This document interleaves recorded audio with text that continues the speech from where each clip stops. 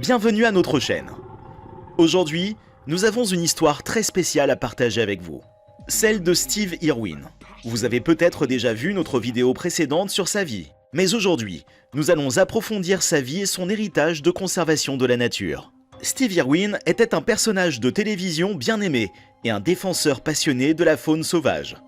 Cependant, sa vie a été tragiquement interrompue lorsqu'il est décédé dans un accident en 2006. Dans ce documentaire, nous allons plonger plus profondément dans sa vie, son héritage et l'impact qu'il a eu sur le monde de la conservation de la nature. Nous espérons que cette vidéo sera un hommage émouvant à un homme qui a consacré sa vie à la protection de notre planète et de ses habitants les plus vulnérables. Alors, asseyez-vous, détendez-vous et plongez avec nous dans l'histoire fascinante de Steve Irwin. Et n'oubliez pas de vous abonner pour nous aider à créer plus de contenu incroyable comme celui-ci. Bien avant de devenir une personnalité de télévision bien aimée, Steve Irwin a développé son amour pour les animaux et la nature dès son plus jeune âge. Il a grandi dans le Queensland, en Australie, où il a passé de nombreuses heures à explorer la nature sauvage environnante avec son père, qui était passionné de reptiles. C'est là que Steve a appris à apprécier la beauté et la diversité de la faune australienne. En grandissant, il est devenu de plus en plus fasciné par les animaux. Et il a commencé à capturer et à réhabiliter les animaux sauvages blessés ou en danger. Il a même créé sa propre petite entreprise de réhabilitation de la faune. C'est cette passion pour les animaux qui a finalement conduit Steve Irwin à fonder le célèbre Australia Zoo en 1970. Le zoo était initialement une petite entreprise familiale, mais il a rapidement pris de l'ampleur sous la direction de Steve Irwin, qui a acquis une renommée mondiale pour ses connaissances sur la faune australienne. Steve Irwin a travaillé sans relâche pour sensibiliser le public à l'importance de la conservation de la nature et il est devenu une figure de proue de la lutte pour la protection de la vie sauvage. Bien que Steve Irwin ait déjà été un expert renommé de la vie sauvage avant la création de la série télévisée The Crocodile Hunter, c'est la popularité de cette émission qui l'a catapulté au rang de star mondiale. La série a été diffusée dans plus de 130 pays et a connu un succès retentissant en Australie et dans le monde entier. Chaque épisode présentait des interactions audacieuses de Steve avec des crocodiles, des serpents et d'autres animaux dangereux, captivant les téléspectateurs avec sa personnalité charismatique et son amour évident pour la vie sauvage. La série a également eu un impact significatif sur la sensibilisation à la conservation de la faune, car elle a encouragé les gens à mieux comprendre et à respecter la nature. Les efforts de Steve pour protéger les animaux sauvages et leur habitat ont été mis en lumière dans chaque épisode. Et cette influence a perduré même après sa mort tragique. En ce jour dramatique du 4 septembre 2006, à proximité de la Grande Barrière de Corail au large de la côte australienne, Steve Irwin se prépare pour une nouvelle aventure qui l'emmène vers les profondeurs de l'océan. Accompagné de son équipe, il s'apprête à tourner des images sous-marines pour un documentaire intitulé Ocean's Deadliest. Ce n'est pas la première fois qu'il se met en danger pour partager sa passion pour les animaux avec le monde entier. Il a l'habitude de défier la mort pour faire connaître les espèces les plus rares et les plus menacées. Cependant, le réalisateur du documentaire, John Stanton, avait une sensation étrange, presque prémonitoire. Il a même pris le temps de rédiger un testament avant de partir pour cette mission dangereuse. Il craignait que quelque chose de terrible ne se produise. Malgré ses inquiétudes, l'équipe a décidé de poursuivre le tournage comme prévu, espérant que tout se passerait bien. Ils ont ignoré les signes, les précautions et les mises en garde qui auraient pu les sauver. Steve Irwin et son caméraman Justin Lyons se sont lancés dans une plongée pour trouver un requin errant à filmer pour le documentaire. Ils sont descendus dans les eaux profondes de l'océan, équipés de leur matériel de plongée et de leur appareil photo. Ils cherchaient un endroit pour trouver un requin, mais l'eau boueuse compliquait leur mission. Les deux plongeurs ont exploré les fonds marins pendant un moment, mais ils ont finalement décidé de mettre fin à la séance de tournage pour la journée, faute de trouver un endroit adéquat. C'est alors que Steve Irwin a repéré quelque chose d'inattendu. Une magnifique raie manta qui nageait près de l'eau. Émerveillé par la beauté de l'animal, Steve a décidé de changer ses plans et de filmer la raie pour le prochain épisode de l'émission de sa fille Bendy. Il a pris sa caméra et a commencé à suivre la raie, en capturant des images de l'animal majestueux en train de nager. La raie qu'il a trouvée était une espèce rare à anneaux bleus. Elles sont considérées comme l'une des créatures les plus mortelles de l'océan, car leur venin peut provoquer une paralysie respiratoire en quelques minutes seulement. Leur couleur distinctive est un avertissement aux prédateurs potentiels de leur toxicité. Cependant, malgré leur dangerosité, ces raies sont également très intelligentes et fascinantes à observer. Steve était un grand défenseur de la vie marine et aimait partager sa passion avec le monde entier, en espérant conscientiser les gens à l'importance de préserver nos océans et les créatures qui y vivent. La raie manta était gracieuse et élégante. Steve était captivé par sa présence. Il a suivi l'animal pendant un certain temps, enregistrant des images incroyables de sa nage et de ses mouvements. Les deux plongeurs ont été tellement absorbés par la beauté de la raie manta qu'ils ont complètement oublié leur mission initiale, c'est-à-dire trouver un requin. Soudain, tout a changé. La raie manta a bougé rapidement, comme si elle avait été effrayée par quelque chose. Steve s'est approché pour essayer de la filmer, mais il a été pris de court lorsque la raie manta a soudainement levé sa queue et l'a poignardé à la poitrine. Le choc et la douleur ont été intenses. Il a eu du mal à reprendre son souffle. La scène est terrifiante et angoissante. Les eaux cristallines qui entouraient Steve Irwin sont maintenant teintées de rouge vif. Le sang coule en abondance de la poitrine de Steve, mais il ne se rend pas compte de la gravité de la blessure. Il demande à Justin de continuer à filmer, probablement inconscient de la tragédie qui est en train de se dérouler.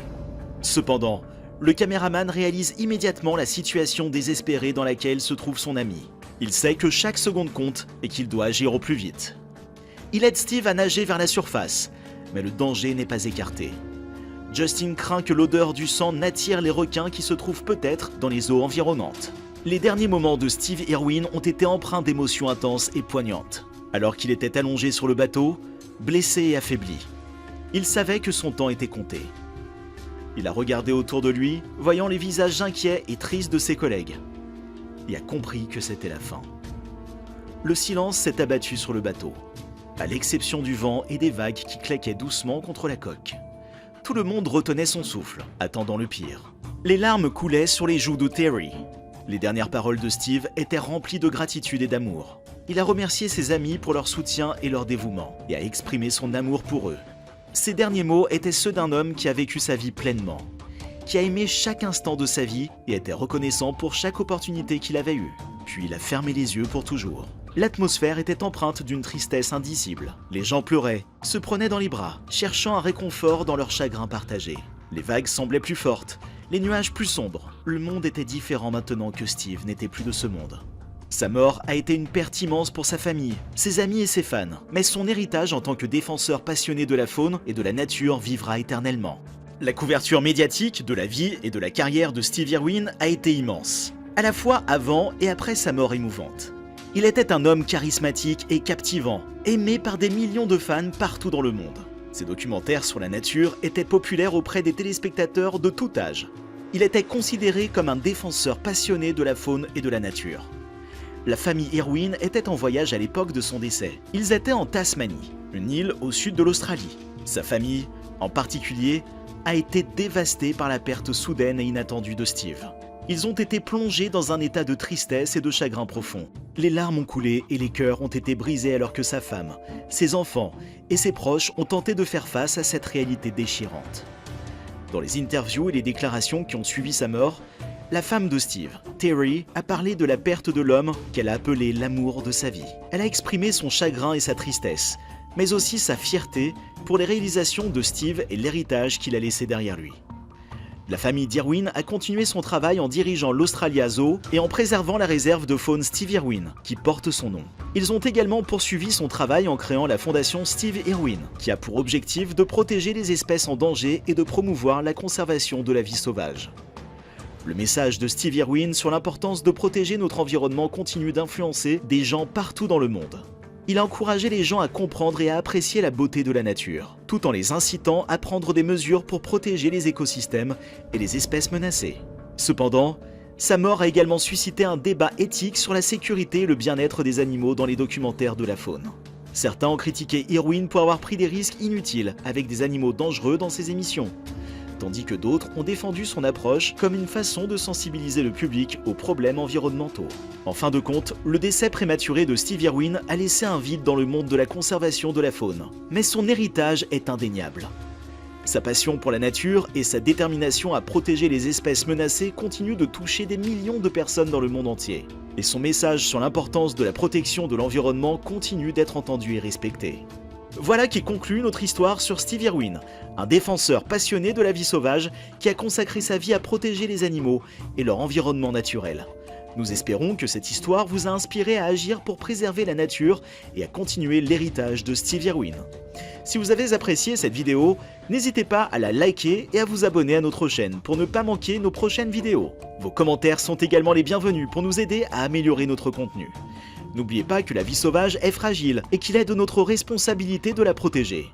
Soyez respectueux envers l'environnement et les animaux qui y vivent, et surtout, évitez de les provoquer ou de les approcher dangereusement. Merci de nous avoir suivis et à bientôt pour de nouvelles histoires tout aussi inspirantes que passionnantes. Le 9 juillet 2022, Melvina Moore attendait le coup de fil habituel de son mari vers 23h30. Denis, un homme de routine, était sorti pour sa promenade nocturne, un moment durant lequel il appelait sa femme et discutait avec elle, ce qui indiquait à quel point le lien du couple était fort. Comme elle avait fait des heures supplémentaires ce soir-là, Melvina était assez fatiguée, mais cela n'allait pas l'empêcher de répondre à Denis. Alors que Melvina attendait l'appel de son mari ce soir-là, elle s'inquiétait rapidement au fur et à mesure que le temps passait, car aucun appel ou signe de Denis ne se présentait. Melvina a informé les autorités de son absence, mais elle était loin de se douter que le corps sans vie de son mari gisait dans une allée, entouré de plusieurs pitbulls, non loin de la maison. De retour à la maison, la police est arrivée et Melvina les informe rapidement de la route que Denis emprunte habituellement lors de ses promenades nocturnes. C'est maintenant dimanche matin et sans appel de la police, Melvina tente un autre appel sur le portable de Denis. Mais au lieu de son mari, c'est la police qui répond. Cela alerte instantanément Melvina que quelque chose de terrible est arrivé à Denis. Ce n'est que quelques heures plus tard que la mère de 7 enfants a découvert les détails effrayants de la mort de son mari. Le père de 3 enfants et beau-père aimant de 7 enfants s'était rendu à environ 2 pâtés de maison de son domicile. C'est alors qu'il a été entouré par plusieurs pitbulls et qu'il a été impitoyablement déchiqueté par eux dans une attaque frénétique. D'après une enquête menée par la police de Saint-Louis, des rapports avaient ensuite indiqué que Denis avait probablement été dévoré vivant. Lors de l'autopsie de Denis, un médecin légiste a révélé que ce dernier souffrait d'une maladie cardiaque et qu'il était probablement mort d'un choc consécutif à l'attaque. L'examinateur a également mentionné que la plupart des blessures qui avaient été infligées au corps de Denis s'étaient produites après l'arrêt de son cœur. Pour ajouter à l'horreur de cet incident, les enquêteurs qui avaient découvert le corps de Denis avaient en fait trouvé une deuxième victime, un homme de 92 ans, qui avait subi des morsures importantes de plusieurs chiens qu'il avait également attaqués dans la même allée. Le contrôle des animaux de Saint-Louis a saisi 3 chiens soupçonnés d'être impliqués dans les attaques. Le contrôle des animaux a ensuite fait correspondre les descriptions de plusieurs morsures de chiens dans la région, ce qui indique qu'il s'agit presque certainement des coupables, qui ont finalement coûté la vie à Denis Moore et en ont blessé un autre. Si vous avez le malheur de vous trouver dans une situation où vous êtes attaqué ou confronté à un pitbull, il est important de résister à l'envie de crier et de vous enfuir.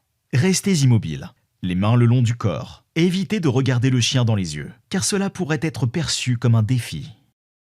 Lorsqu'un chien ne s'intéresse plus à vous, reculez lentement jusqu'à ce qu'il soit hors de vue. Si le chien attaque, donnez-lui votre veste, votre sac à main, votre vélo ou tout ce que vous pouvez mettre entre vous et le chien. Si tu tombes sur le sol, mets-toi en boule avec tes mains sur tes oreilles et reste immobile. Veillez également à ne pas crier et à ne pas vous rouler par terre. Quant aux propriétaires de pitbull, ils doivent garder à l'esprit quelques responsabilités clés pour s'assurer que leur chien est en bonne santé non seulement physique, mais aussi émotionnelle. Si vous voulez être un propriétaire de pitbull responsable, il est important que vous preniez les mesures suivantes. Stérilisez votre chien. Faites vacciner votre chien. Emmenez les chiens à risque chez des dresseurs. Socialisez votre chien. Dressez votre chien. Apprenez à votre chien à se comporter correctement. Et enfin, tenez votre chien à l'écart des situations stressantes. Et n'oubliez pas que l'homme n'est pas la seule espèce qui réagit négativement au stress. Merci d'avoir regardé un nouvel épisode de Ça fait mal. Nous espérons que vous avez apprécié de découvrir ces incroyables, parfois terrifiantes attaques d'animaux. N'oubliez pas de toujours respecter la vie sauvage et de ne jamais essayer d'approcher ou de provoquer des animaux dangereux. Si vous avez des questions ou des suggestions pour de futurs sujets, laissez-les dans les commentaires ci-dessous. Et n'oubliez pas d'appuyer sur le bouton d'abonnement et la cloche de notification pour rester au courant de toutes nos nouvelles vidéos. Soyez prudents et passez une bonne journée.